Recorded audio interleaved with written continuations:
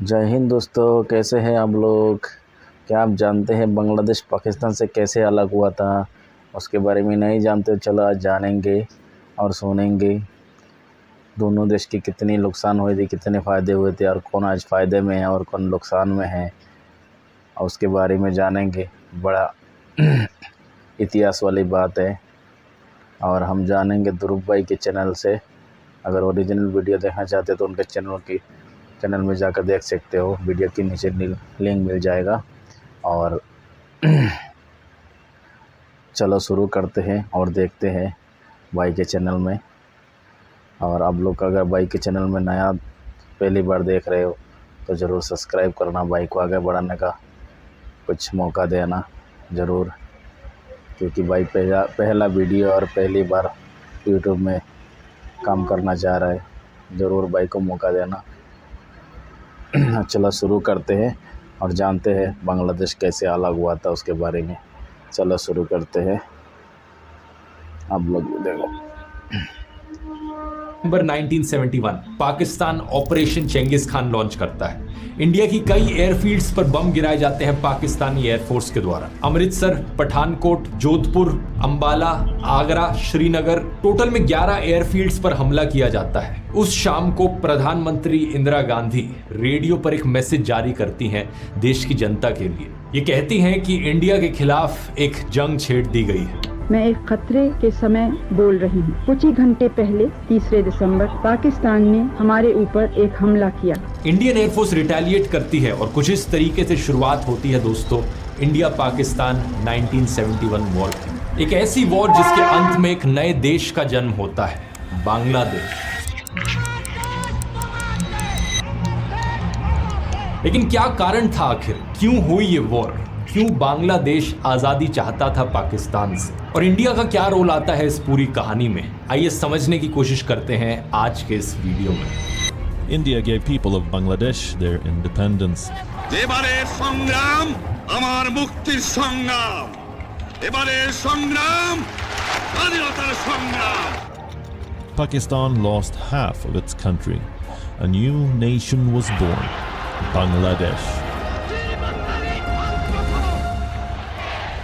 कहानी की शुरुआत करते हैं ब्रिटिश के पहले से, कॉलोनियल टाइम से पहले जो इंडियन सब कॉन्टिनेंट था, यानी आज के दिन का इंडिया, पाकिस्तान, बांग्लादेश, नेपाल, बर्मा और श्रीलंका। इस पूरे एरिया में हजारों छोटे बड़े ऑटोनोमस किंगडम्स हुआ करते थे। राजा महाराजाओं का रूल था, जिनकी अपनी लैंग्वेजेस होती थी, ट्रेडिशन होता था, अपना कल्चर होता था। जो बंगाल का एरिया होता था, स्पेसिफिकली अगर सिर्फ बंगाल वाले एरिया की बात करें, यानी आज के दिन का बांग्लादेश प्लस वेस्ट बंगाल और इसके आसपास का कुछ एरिया, इस एरिया को करीब 13th सेंचुरी से मोस्टली मुस्लिम राजाओं के द्वारा रूल किया गया था। मोहम्मद बख्तियार खिलजी जो फाउंडर थे खिलजी डायनेस्टी के, उन्होंने मुस्लिम रूल को शुरू किया था इस एरिया में अर्ली 13th सेंचुरी से। लेकिन इंपॉर्टेंट चीज ये जानने वाली है कि जो भी रूलर्स थे यहाँ पर, उन्हें ज्यादा इंटरेस्ट नहीं था अपने रिलीजन को प्रीच करने में। उनका फोकस इसमें बने रहता था कि कैसे वो लोकल कम्युनिटीज को सिस्टम का हिस्सा बना सके। तो इन मुस्लिम राजाओं के टाइम में भी जो बड़े हाई ऑफिस होल्डर्स होते थे, ट्रेडर्स होते थे, म्यूजिशियंस होते थे, वो अलग अलग रिलीजियस बैकग्राउंड्स और ट्रेडिशन से आते थे। बेसिकली कहा जाए हिंदुइज्म और इस्लाम के बीच में जो को एग्जिस्टेंस थी और इंटरमिंगलिंग थी,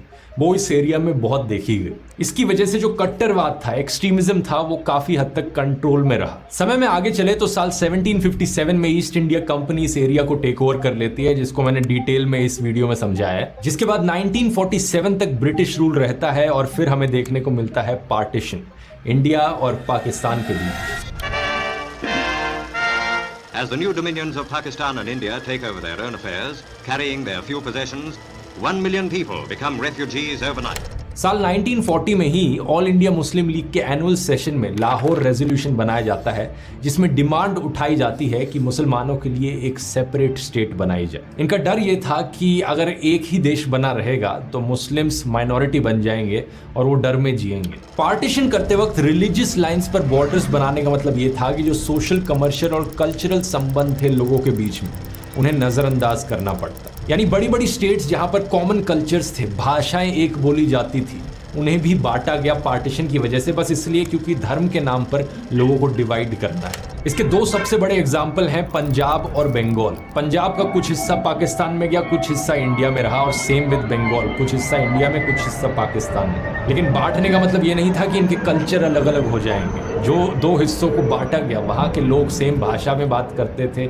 सेम कल्चर और ट्रेडिशंस को फॉलो करते थे। बंगाल में जो मुस्लिम्स पाकिस्तान के फेवर में थे, उनकी उम्मीद ये थी कि एक नया मुस्लिम देश बनने से उन्हें एक बेहतर स्टैंडर्ड ऑफ लिविंग मिलेगा, उनकी फाइनेंशियल और सोशल कंडीशन इंप्रूव होगी। इनमें से कई ऐसे लोग थे जो इन्फीरियर फील करते थे हिंदू लैंडलॉर्ड्स के लिए, क्योंकि वो उनके लिए काम किया करते थे। वो पाकिस्तान की सरकार की तरफ देख रहे थे अपने फंडामेंटल राइट्स पाने के लिए। ऑब्वियसली जब बंटवारा किया गया, पार्टीशन हुआ, तो बहुत से परिवार, बहुत से लोग डिस्प्लेस हो गए। एक भारी माइग्रेशन देखने को मिली, जिसमें कई मुस्लिम्स पाकिस्तान की तरफ माइग्रेट हुए और कई हिंदूज पाकिस्तान से इंडिया आए। इसी बीच बहुत से दंगे हुए, मॉब वायलेंस हुआ, कुछ 2 से 20 लाख डेथ्स का एस्टिमेट किया जाता है। Communal hatred flares up in the Punjab. Pakistan and India each say they are determined to stop the wholesale rioting. But meanwhile, the exodus continue. इस माइग्रेशन में एक ग्रुप ऑफ लोग थे जो बिहार में रह रहे मुस्लिम्स थे। अब बिहार ऑब्वियसली क्योंकि बांग्लादेश के ज्यादा करीब है, तो बहुत से मुस्लिम्स जो बिहार में रह रहे थे वो ईस्ट पाकिस्तान में माइग्रेट किए। इन मुस्लिम बिहारीज को स्पेसिफिकली मेंशन करना जरूरी है, क्योंकि आप आगे कहानी में देखेंगे कि कैसे इन्हें माना जाता था कि बांग्लादेश के खिलाफ है, इन्हें एंटी बांग्लादेशी माना जाता था। अभी के लिए पार्टीशन पर वापस आए तो बंगाल का जो पार्टीशन हो रहा था वो अपने आप में ही एक बहुत बड़ा इशू था। शुरुआत में पूरे बंगाल ने पार्टीशन के खिलाफ वोट किया था, अगर इस पार्टीशन का मतलब हो कि बंगाल को पाकिस्तान का हिस्सा बनना पड़े। लेकिन इस बंगाल में ही वेस्ट बंगाल का जो रीजन था, वहां रहने वाले लोग पार्टीशन चाहते थे और इंडिया को ज्वाइन करना चाहते थे। दूसरी तरफ जो ईस्ट बंगाल वाला रीजन था, वो पार्टीशन नहीं चाहते थे, लेकिन अगर कोई पार्टीशन हो तो वो चाहते थे कि वो पाकिस्तान को ज्वाइन करे। तो इवेंचुअली जब पार्टीशन हुआ, वेस्ट बंगाल इंडिया का हिस्सा बना और ईस्ट बंगाल पाकिस्तान का हिस्सा बना। पाकिस्तान के देश को 2 हिस्सों में डिवाइड किया गया, जिनके बीच सेपरेशन 1500 किलोमीटर का था और बीच में इंडियन टेरिटरी थी। अब इंटरेस्टिंग चीज ये है कि पाकिस्तान का जो नया देश बना, उसमें जो मेजॉरिटी एथनिक ग्रुप था वो एक्चुअली में बंगालीज का था। आधे से ज्यादा पॉपुलेशन इस नए पाकिस्तान के देश की बंगालीज थी, जो ईस्ट पाकिस्तान में रह रहे थे। बाकी वेस्ट पाकिस्तान में पंजाबीज, पख्तून्स, सिंधीज और बलोच थे। अब इवन दो बंगालीज की पॉपुलेशन ज्यादा थी पूरे पाकिस्तान में, लेकिन जो पावरफुल पोजीशंस थी, जैसे कि ब्यूरोक्रेसी, मिलिट्री और पॉलिटिक्स की जो पोजीशंस हैं, वो ज्यादातर वेस्ट पाकिस्तान के लोगों के हाथ में थी। स्पेसिफिकली कहा जाए तो मुहाजिर्स और पंजाबी जो लोग थे। अब इस बैकग्राउंड इंफॉर्मेशन को ध्यान में रखते हुए 1947 के बाद पाकिस्तान में जो पॉलिटिक्स हुई उसे समझते हैं। पाकिस्तान की शुरुआत हुई एज अ पार्लियामेंट्री डेमोक्रेसी, ठीक जैसे इंडिया की हुई थी। लेकिन फर्क ये था, पाकिस्तान में जो सेंट्रल गवर्नमेंट थी वो बहुत ज्यादा पावरफुल थी। पावर एक इंसान के हाथ में बहुत कॉन्सेंट्रेटेड थी, जिसकी वजह से पार्लियामेंट्री डेमोक्रेसी सही तरीके से स्ट्रांगली एस्टैब्लिश नहीं हो पाई। साल 1946 में ब्रिटिश सरकार ने इलेक्शंस ऑर्गेनाइज करवाए थे अनडिवाइडेड इंडिया में। इन इलेक्शंस के रिजल्ट्स को देखकर बाद में जब पाकिस्तान और इंडिया का बंटवारा हुआ तो लेजिस्लेचर्स को भी इसी तरीके से डिवाइड किया गया। पाकिस्तान में मोहम्मद अली जिन्ना गवर्नर जनरल बने, जिनका देहांत आजादी के सिर्फ 1 साल बाद हो जाता है 1948। उनके गुजर जाने के बाद नजीमुद्दीन गवर्नर जनरल बनते हैं और लियाकत अली खान प्राइम मिनिस्टर बनते हैं। करीब 3 साल बाद अक्टूबर 1951 में लियाकत का असैसिनेशन कर दिया जाता है और नजीमुद्दीन नए प्राइम मिनिस्टर बन जाते हैं। वो गुलाम मोहम्मद को गवर्नर जनरल बनाते हैं, जो कि एक पंजाबी थे। साल 1953 में पहला मिलिट्री कू देखने को मिलता है पाकिस्तान में, जब गुलाम मोहम्मद पावर टेक ओवर कर लेते हैं और नजीमुद्दीन को डिसमिस कर देते हैं। अगले साल 1954 में इलेक्शंस होती हैं पाकिस्तान में, और इन इलेक्शंस में ज्यादातर सीटें जीती जाती हैं यूनाइटेड फ्रंट के द्वारा, जो कि ऑपोजिशन पार्टीज की एक कोलेशन थी। इनमें से एक सबसे बड़ी पार्टी थी अवामी लीग, जो कि एक ईस्ट बंगाल की पार्टी थी। इन इलेक्शन रिजल्ट्स के बाद पूरी कॉन्स्टिट्यूएंट असेंबली को डिसमिस कर दिया जाता है गुलाम मोहम्मद के द्वारा। साल 1955 में गुलाम मोहम्मद ऑफिस छोड़ते हैं और major general Iskander Mirza governor general बनते हैं। इनके अंडर पहली बार होता है कि ईस्ट बंगाल की रीनेमिंग करी जाती है। ईस्ट बंगाल को अब से ईस्ट पाकिस्तान बुलाया जाने लगता है। अब 1947 से लेकर 1971 के बीच में दोस्तों पाकिस्तान में कई फेजेस देखने को मिलते हैं जहां पर मिलिट्री का रूल चल रहा था। इसका मतलब यह है कि जो पॉलिटिकल पार्टीज डिजर्व करती थी पावर में होना, उनसे पावर छीनी जा रही थी। स्पेसिफिकली कहा जाए, ईस्ट बंगाल में रहने वाले लोगों को पॉलिटिकली रिप्रेजेंट होने का मौका नहीं मिल पा रहा था। इसके अलावा ज्यादातर पैसा जो देश खर्च करता था वो वेस्ट पाकिस्तान के पास जाता था। 75% नेशनल बजट वेस्ट पाकिस्तान पर स्पेंड किया जाता था, इवन दो 62% जो रेवेन्यू इनकम आ रहा था सरकार के पास वो ईस्ट पाकिस्तान से आने लग रहा था। जो इकोनॉमिक डेवलपमेंट देखने को मिल रही थी वो वेस्ट पाकिस्तान में ज्यादा बेहतर तरीके से देखने को मिल रही थी। 1969-70 में जो पर कैपिटा इनकम था वेस्ट पाकिस्तान का 61% ज्यादा था ईस्ट पाकिस्तान से। 25 गुना ज्यादा मिलिट्री पर्सनल्स थे वेस्ट पाकिस्तान में। और इस सब के अलावा सबसे बड़ा इशू यहाँ पर था लैंग्वेज को लेकर। जिन्ना और उनके कई एडवाइजर्स मानते थे कि ईस्ट पाकिस्तान और वेस्ट पाकिस्तान का सही मायनों में यूनिफिकेशन तभी हो सकता है जब वो एक भाषा बोले, और ये भाषा उनकी राय में होनी चाहिए उर्दू।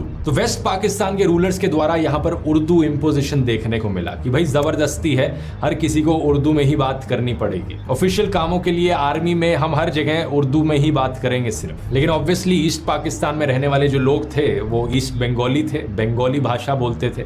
इनफैक्ट 56% पाकिस्तानीज बंगाली में ही बात करते थे। उर्दू को एक लैंग्वेज ऑफ द एलीट माना जाता था। जो हाई प्रोफाइल लोग हैं सिर्फ वही उर्दू में बात करते हैं। आम जनता बंगाल में रह रही बंगाली में बात करती थी। 21 मार्च 1948 को मोहम्मद अली जिन्ना ने ढाका में एक स्पीच दी थी और बड़े क्लियरली कहा था पाकिस्तान की स्टेट लैंग्वेज सिर्फ उर्दू होगी और कोई और भाषा नहीं होगी। Let me make it very clear to you. Leave no doubt that state language of Pakistan is going to be Urdu and no other language.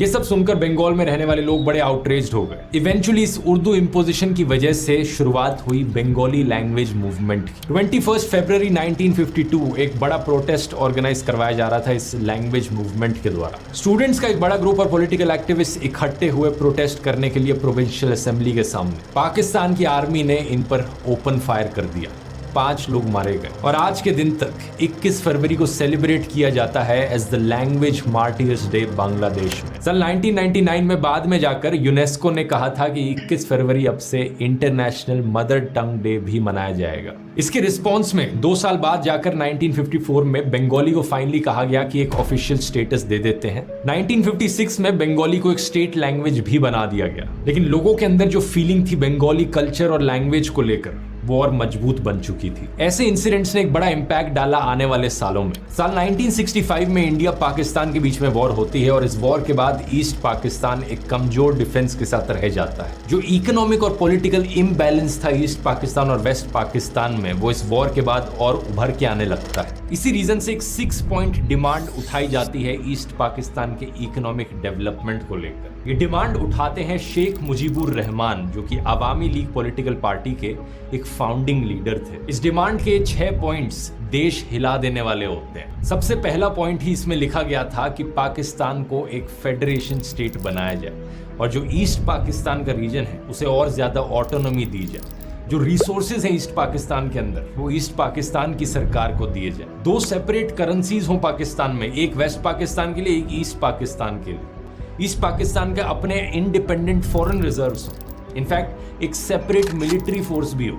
मतलब ये मांगे कुछ ऐसी हैं कि मानो कि ईस्ट पाकिस्तान को एक अपना अलग ही देश सा बना दिया जाए। ये सुनकर ऑब्वियसली वेस्ट पाकिस्तान की सरकार बिल्कुल भी खुश नहीं होती। सारी डिमांड्स को रिजेक्ट कर दिया जाता है और इनफैक्ट वेस्ट पाकिस्तान की सरकार कहती है कि इस तरीके की डिमांड्स उठाना एक सेपरेटिस्ट मांग है। देश के खिलाफ जाना हुआ, ये देश को बांटने की बात करने जैसा हुआ। इसी के चलते 19 जून 1968 को उस वक्त पाकिस्तान में अयूब खान की सरकार थी, वो शेख मुजीबुर रहमान को अरेस्ट कर लेती है। साथ में 34 और बंगाली सिविल और मिलिट्री ऑफिसर्स को अरेस्ट किया जाता है पाकिस्तान के खिलाफ कंस्पिरेसी रचने के लिए। इन पर सेडिशन का केस लगाया जाता है। इस केस को पॉपुलरली बुलाया जाता है Agartala conspiracy case. General Ayub Khan का कहना था कि शेख मुजीब और उनके साथी इंडियन गवर्नमेंट के साथ अगरतला में कोलैबोरेट कर रहे हैं जिससे कि वो एक आजाद बांग्लादेश बना पाए। अगरतला त्रिपुरा में है अगर आप भूल गए हो तो। अब इस पॉइंट ऑफ टाइम तक शेख मुजीबुर रहमान बड़े पॉपुलर पॉलिटिकल लीडर बन चुके थे। बंगाली लोगों की आवाज थे वो। ईस्ट पाकिस्तान में रहने वाले बंगाली लोगों को जो भी अत्याचार, डिस्क्रिमिनेशन और इनइक्वालिटी सहनी पड़ रही थी, वो आवामी लीग और शेख मुजीबुर में ही अपनी उम्मीद ढूंढते थे। तो उनके अरेस्ट होने के बाद लोग सड़कों पर उतर आए, भारी प्रोटेस्ट देखने को मिले। इन्हीं प्रोटेस्ट के बीच एक शेख मुजीबुर के साथ ही सर्जेंट जहारुल्लाह हक, जब ये जेल में बंद थे, इन्हें एक प्रिजन गार्ड के द्वारा मार दिया जाता है। ये सुनकर लोगों में और गुस्सा पनपता है, मानो लोग रेवोल्यूशन करने को तैयार हों। जनरल आयूब खान इस सिचुएशन को मद्देनजर रखते हुए 22 फरवरी 1969 को शेख मुजीबुर रहमान को जेल से रिहा कर देते हैं और जो अगरतला केस उन पर लगाया गया था उसे विड्रॉ कर लिया जाता है। लेकिन इस पॉइंट तक डेमोन्स्ट्रेशंस, प्रोटेस्ट और लेबर स्ट्राइक्स इस हद तक बढ़ चुकी थी कि आयूब खान को खुद रिजाइन करना पड़ता है 1969 में। यहाँ पर याद रखिए कि जनरल आयूब खान ने अपने हाथों में सत्ता ली थी एक मिलिट्री कू के जरिए। बेसिकली पाकिस्तान में उन्होंने पिछले 10 सालों से मिलिट्री डिक्टेटरशिप सी बना रखी थी। खुद रिजाइन करने के बाद वो अपने सक्सेसर को अपॉइंट करते हैं जनरल याहिया खान, और जनरल याहिया खान प्रॉमिस करते हैं कि वो पाकिस्तान में पहली जनरल इलेक्शंस करवाएंगे, और वो इलेक्शंस करवाई जाती हैं साल 1970 में। ये 1970 की इलेक्शंस के रिजल्ट्स बहुत ही चौंका देने वाले होते हैं। ईस्ट पाकिस्तान की पॉलिटिकल पार्टी आवामी लीग इन इलेक्शंस को जीत जाती है। 313 में से 167 सीट्स इनके पास जाती हैं। लेकिन शॉकिंग चीज ये थी कि इनमें से एक भी सीट वेस्ट पाकिस्तान में ये नहीं जीतते।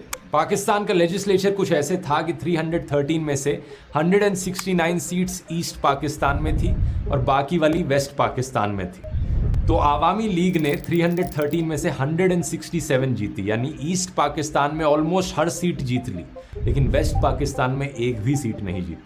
वेस्ट पाकिस्तान में पाकिस्तान पीपल्स पार्टी पीपीपी ने 88 सीट्स जीती और इस पीपीपी पार्टी ने ईस्ट पाकिस्तान में एक भी सीट नहीं जीती। ये शॉकिंग रिजल्ट्स दिखाते हैं कि जो दो हिस्से थे पाकिस्तान के, उनके बीच में दरार कितनी गहरी हो चुकी थी। अब ईस्ट पाकिस्तान में लोगों की पॉपुलेशन ज्यादा थी तो सीटें भी ज्यादा थी, इसीलिए आवामी लीग को यहाँ पर विजेता माना जाता है। लेकिन एक ऐसी पॉलिटिकल पार्टी पाकिस्तान में सरकार बनाएगी जिसने एक भी सीट वेस्ट पाकिस्तान में नहीं जीती।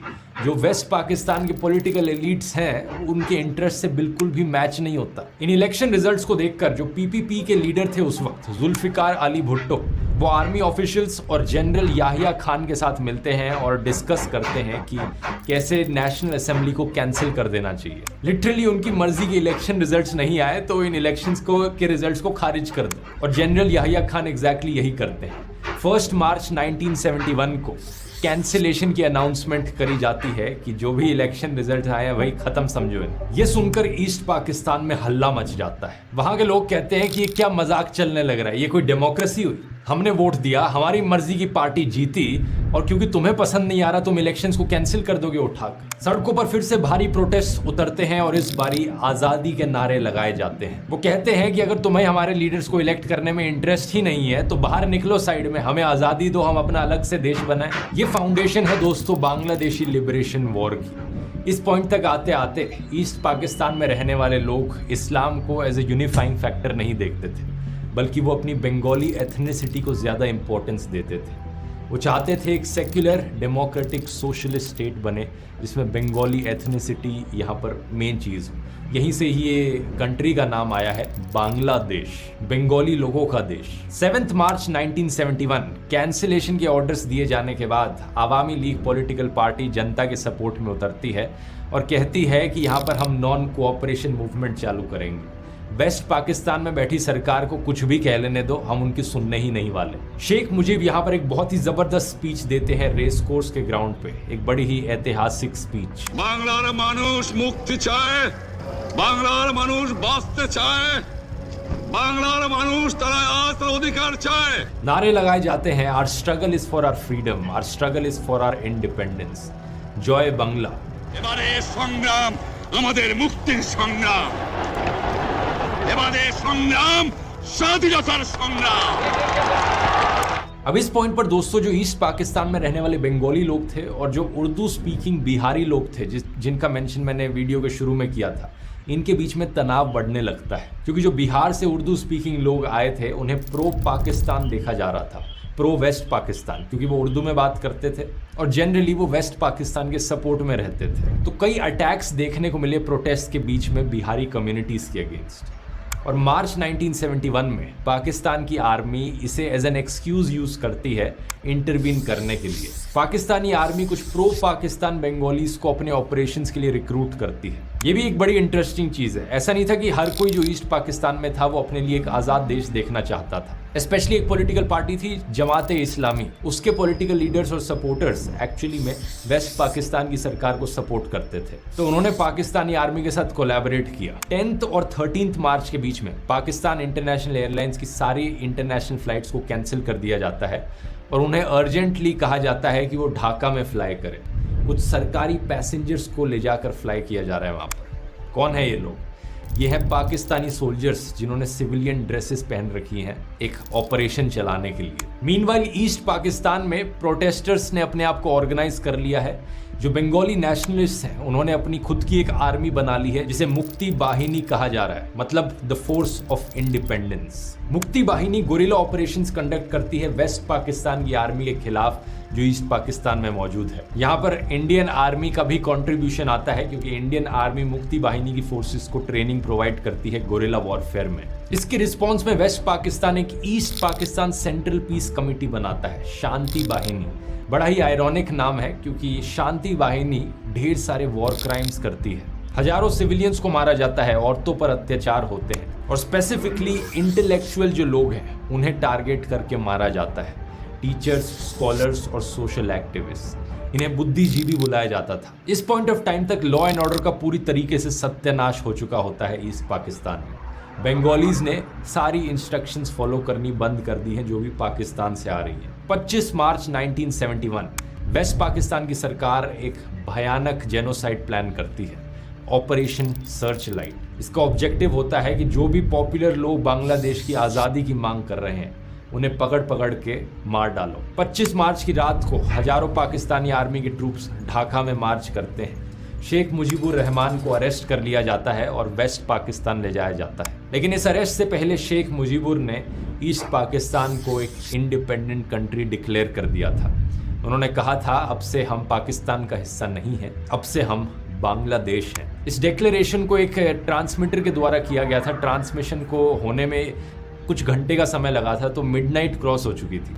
इसी रीजन से दोस्तों आज के दिन 26 मार्च को बांग्लादेश का इंडिपेंडेंस डे मनाया जाता है। 27 मार्च 1971 मेजर जिया और रहमान इस डिक्लेरेशन को पब्लिक के सामने पढ़ते हैं और अनाउंस करते हैं कि बांग्लादेश अब एक आज़ाद देश है। इसी रात ढाका यूनिवर्सिटी में 2 स्टूडेंट डॉर्मेटरीज पर हमला किया जाता है और एक ही रात के अंदर 7000 स्टूडेंट्स मारे जाते हैं पाकिस्तान की आर्मी के द्वारा। इस ऑपरेशन सर्चलाइट में 30,000 से ज़्यादा बंगालियों का मैसेकर किया जाता है एक हफ्ते के अंदर। आधे लोग जो ढाका शहर में रह रहे थे वो शहर छोड़कर भाग जाते हैं। सारे फॉरेन जर्नलिस्ट को डिपोर्ट कर दिया जाता है और रेडियो ऑपरेशंस को भी शट डाउन कर दिया जाता है। एक military appointed Pakistani journalist Anthony Mascarenhas United Kingdom भाग जाते हैं और 13 जून 1971 जो उन्होंने देखा था उसे एक आर्टिकल में पब्लिश करते हैं द संडे टाइम्स में। इस आर्टिकल के जरिए पहली बार बाकी दुनिया को पता चलता है कि यहाँ बांग्लादेश में एक्चुअली में होने क्या लग रहा है। प्रधानमंत्री इंदिरा गांधी खुद इस आर्टिकल को पढ़ती हैं और इससे मोटिवेट होती हैं कुछ एक्शन लेने को। इस क्रैकडाउन के बाद अवामी लीग के कई पॉलिटिकल लीडर्स इंडिया भाग गए थे सेफ्टी के लिए। 10 अप्रैल को People's Republic of Bangladesh government form होती है एग्जाइल में कोलकाता में। शेख मुजीबुर रहमान को प्रेसिडेंट डिक्लेयर कर दिया जाता है और तजुद्दीन अहमद को प्राइम मिनिस्टर। इस पूरे कॉन्फ्लिक्ट का एक बहुत बड़ा असर देखने को मिलता है इंडिया पर।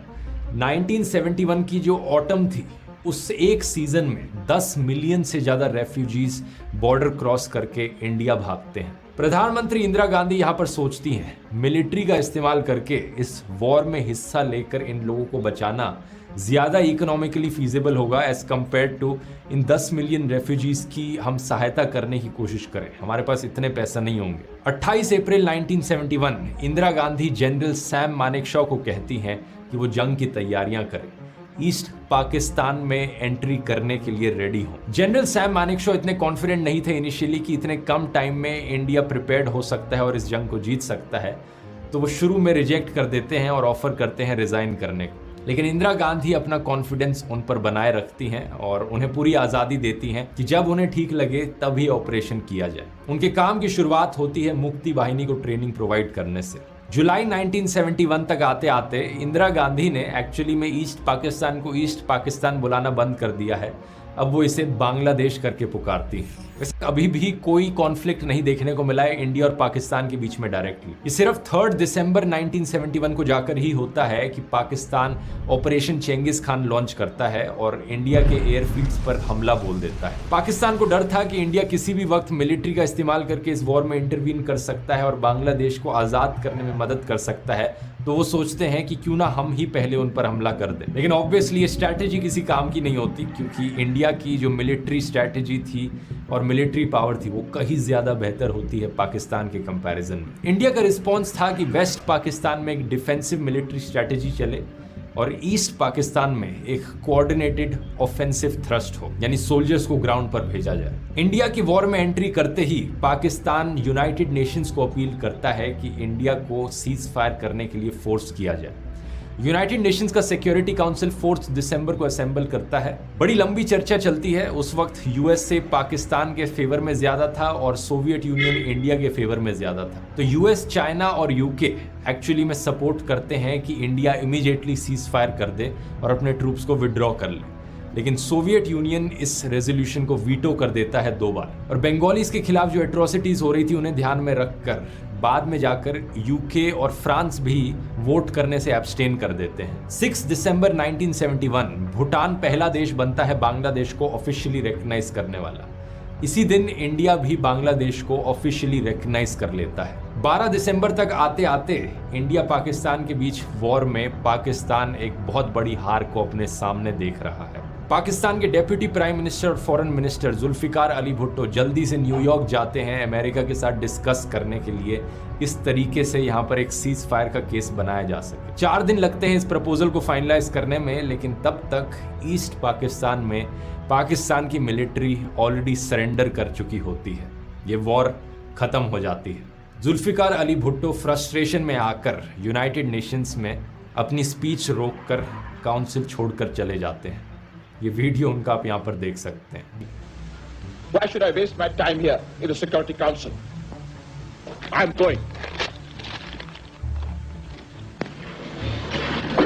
16 दिसंबर 1971 इंडियन आर्मी ने ढाका शहर को चारों तरफ से घेर लिया है। 30 मिनट दिए जाते हैं सरेंडर करने के लिए पाकिस्तान की मिलिट्री को। लेफ्टिनेंट जनरल आमिर अब्दुल्ला खान नियाजी बिना किसी रेजिस्टेंस के सरेंडर कर देते हैं। ईस्ट पाकिस्तान में बैठी सरकार इमीडिएटली कोलैप्स कर जाती है। इसी दिन 16 दिसंबर 1971 historic instrument of surrender sign किया जाता है। 93,000 से ज्यादा पाकिस्तानी ट्रूप सरेंडर करते हैं इंडियन फोर्सेस और बांग्लादेश लिबरेशन फोर्सेस के सामने। ये दुनिया का लार्जेस्ट सरेंडर था वर्ल्ड वॉर 2 के बाद से। अगले साल 1972 में एक शिमला एग्रीमेंट साइन करी जाती है इंडिया और पाकिस्तान के बीच में। इस एग्रीमेंट के अनुसार पाकिस्तान रिकॉग्नाइज करता है बांग्लादेश को एज एन इंडिपेंडेंट कंट्री।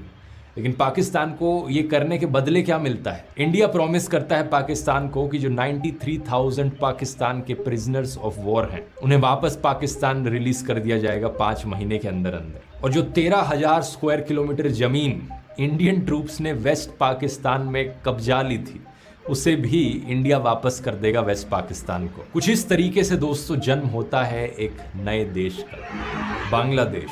1972 में पाकिस्तान के द्वारा रिकॉग्नाइज किए जाने के बाद 1974 में यूनाइटेड नेशंस भी बांग्लादेश को as an independent country recognise कर लेता है। दूसरी तरफ पाकिस्तान में याहिया खान की डिक्टेटरशिप कोलैप्स कर जाती है और भुट्टो को 20 दिसंबर 1971 को नया प्रेसिडेंट स्वॉन इन किया जाता है। शिमला एग्रीमेंट के अनुसार मुजीबुर रहमान को भी जेल से रिलीज किया जाता है। वो ढाका लौटते हैं एक हीरो की तरह।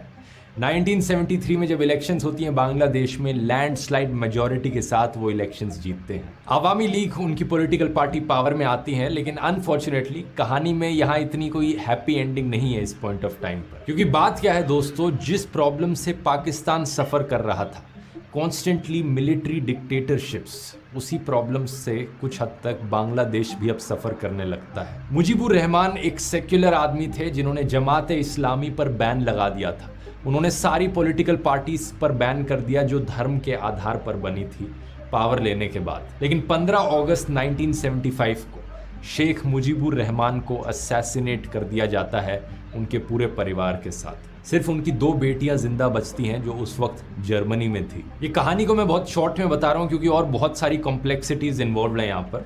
1975 में जनरल जियाउर रहमान पावर पर कब्जा जमाते हैं और पब्लिक नैरेटिव को चेंज करने की कोशिश करते हैं। यानी बांग्लादेश में भी एक मिलिट्री कू देखने को मिलता है। ये मिलिट्री को हीरोज की तरह पोर्ट्रे करते हैं। जमात इस्लामी पर जो बैन लगा था उसे हटा दिया जाता है और अगले कई सालों तक बांग्लादेश एक सेक्युलर डेमोक्रेसी बना रहने की जगह एक मिलिट्री डिक्टेटरशिप बना रहता है। साल 2009 में मुजीबुर रहमान की बेटी शेख हसीना पावर में आती है और आज के दिन तक भी शेख हसीना ही पावर में है, करंट प्राइम मिनिस्टर हैं बांग्लादेश की।